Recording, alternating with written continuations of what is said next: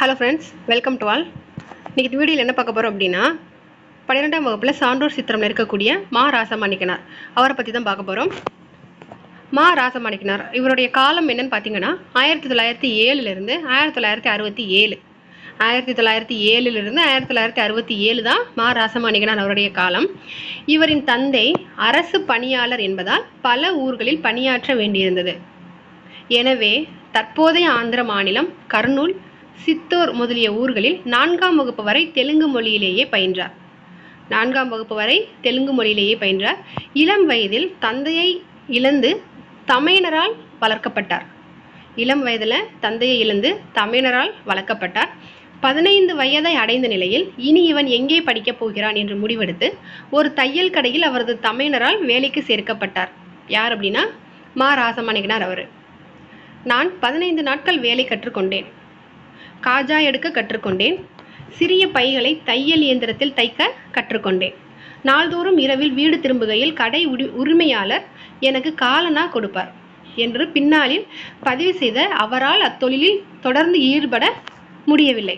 தையல் தொழிலில் மா ராசமாணிக்கனாரால் தொடர்ந்து ஈடுபட முடியலை. அதுக்கப்புறம் தஞ்சாவூர் செயின்ட் பீட்டர்ஸ் பள்ளி தலைமை ஆசிரியரின் பேருதவியால் தனது 15வது வயதில் 6ஆம் வகுப்பு சேர்ந்து படிப்பை தொடர்ந்தார்.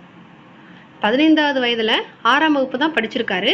6ஆம் வகுப்பில் சேர்ந்து மிகுந்த பொருளாதார நெருக்கடியெல்லாம் இருந்தும் கல்வி பயின்ற அவர் தொடர்ந்து 6 ஆண்டுகள் பள்ளியிலேயே முதல் மாணவராக தேர்ச்சி பெற்றதோடு மதுரை தமிழ் சங்கத்தார் நடத்திய பள்ளி இறுதி தமிழ் தேர்விலும் முதல் மாணவராக தேர்ச்சி அடைந்து அனைவரின் பாராட்டையும் பெற்றார்.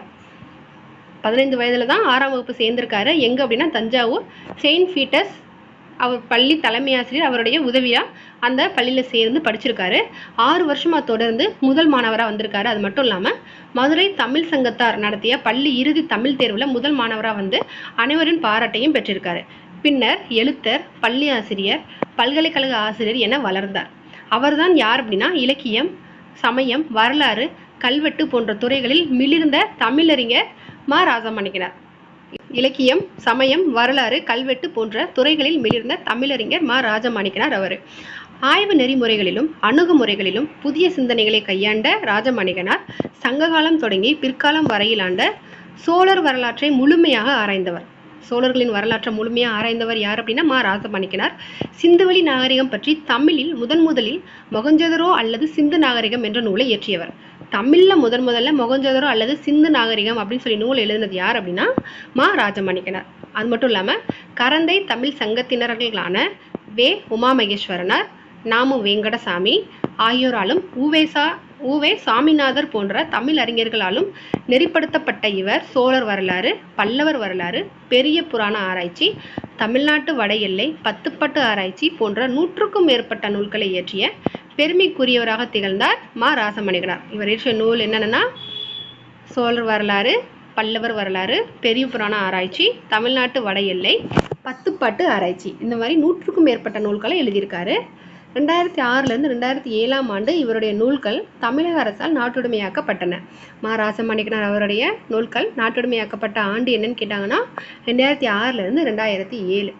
அவருடைய சொல் ஆற்றலுக்கு ஒரு சான்று என்னம்னா, அடுத்த ஆண்டு புதிய தமிழகம் உருவாகி செயலாற்றவிருக்கும் நிலையில் அப்புதிய தமிழகம் எவ்வாறு அமைக்கப்பட வேண்டும் என்று எண்ணுவதும் புதிய தமிழகத்தில் செய்ய வேண்டுவன எவை என்பதை கூற தமிழன் விரும்புதலும் இயல்புதானே. முதலில் புதிய தமிழகம் எதனை வட எல்லையாக பெற்றிருத்தல் வேண்டும் என்பதை காய்தல் உவத்தலின்றி காண வேண்டும். இது மா ராசமாணிக்கனார் எழுதிய புதிய தமிழகம் நூலிலிருந்து எடுத்திருக்காங்க. இப்போ புதிய தமிழகம்ன்ற நூலும் மா ராசமாணிக்கனார் அவர் இயற்றினதான். இப்போ அவர் என்னென்னு பார்த்தோம் அப்படின்னா தஞ்சாவூர் செயின்ட் பீட்டர்ஸ் ஸ்கூலில் அந்த தலைமை ஆசிரியரோட உதவியோட படிச்சிருக்காரு. 6ஆம் வகுப்பில் 15வது வயதில் சேர்ந்திருக்காரு. 6 ஆண்டு முதல் மாணவராக வந்திருக்காரு. மதுரை தமிழ் சங்கத்தார் நடத்திய பள்ளி இறுதி தேர்வில் முதல் மாணவராக வந்திருக்காரு. அது மட்டும் இல்லாமல் சோழர் வரலாற்றை முழுமையாக ஆராய்ந்தவரும் மா ராசமாணிக்கனார் அவர் தான். சிந்துவெளி நாகரிகம் பற்றி தமிழில் முதலாக மொகஞ்சதரோ அல்லது சிந்துவெளி நாகரிகம்ன்ற நூலை எழுதியிருக்காரு. கரந்தை தமிழ் சங்கத்தினர்கள் யார் அப்படின்னா வே உமாமகேஸ்வரனார், நாமு வெங்கடசாமி ஆகியோராலும் உவே சாமிநாதர் போன்ற தமிழறிஞர்களாகவும் நெறிமுறைப்படுத்தப்பட்ட இவர் சோழர் வரலாறு, பல்லவர் வரலாறு, பெரிய புராண ஆராய்ச்சி, தமிழ்நாட்டு வட எல்லை, 10 பாட்டு ஆராய்ச்சி போன்ற 100க்கும் மேற்பட்ட நூல்களை இயற்றியிருக்காரு. 2006 2007 ஆண்டு இவருடைய நூல்கள் தமிழக அரசால் நாட்டுடைமையாக்கப்பட்டுள்ளது. இப்போது ராசமாணிக்கனார் அவரை பற்றி பார்த்துருக்கோம். அடுத்ததாக இன்னொரு தமிழறிஞரை பற்றி பார்க்கலாம். தேங்க்யூ.